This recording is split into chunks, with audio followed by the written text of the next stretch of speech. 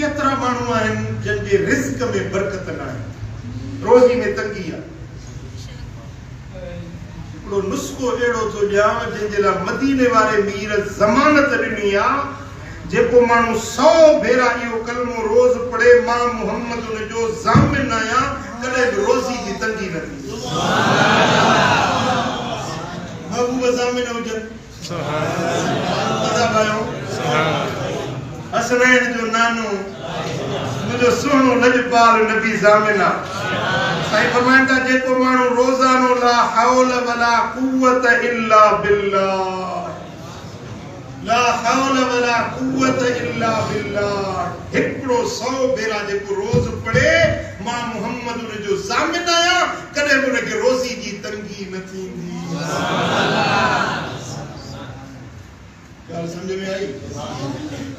सही बुखारी में, सही मुस्लिम में हदीस आहे, हज़रत अबू मूसा अशरी रज़ी अल्लाह तआला अन्हु थो चवे त मदीने वारे साईं मूंखे फरमायो त कुल ला हौल वला कुव्वत इल्ला बिल्लाह फइन्नहा कंसुम मिन कुनूज़िल जन्नत। ए अबू मूसा चओ ला हौल वला कुव्वत इल्ला बिल्लाह, इहो जन्नत जे खजानन मां हिकिड़ो खजानो आहे,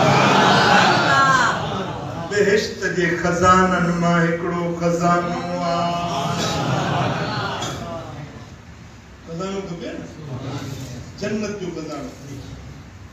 ॿी हदीस आहे, साईं फरमाइनि था, हज़रत मुआज़ बिन जबल रज़ी अल्लाह तआला अन्हु चए थो त मूंखे हबीबन फरमाया त अला अदुल्लुक अला बाबिन मिन अबवाबिल जन्नत, छा तोखे ॿुधायां त जन्नत जे दरवाज़नि मां हिकिड़ो दरवाज़ो तोखे ॾेखारियां, बेहिश्त जे दरवाज़नि मां हिकिड़ो दरवाज़ो ॾेखारियां।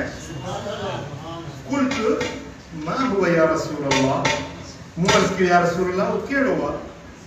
क़ाल ला हौल वला कुव्वत इल्ला बिल्लाह, इहो कलमो जेको आहे सो जन्नत जे दरवाज़नि मां हिकिड़ो, पहिरीं हदीस में हो त इहो जन्नत जे खजाननि मां हिकिड़ो खजानो आहे, हिन हदीस में आहे त जन्नत जे दरवाज़नि मां हिकिड़ो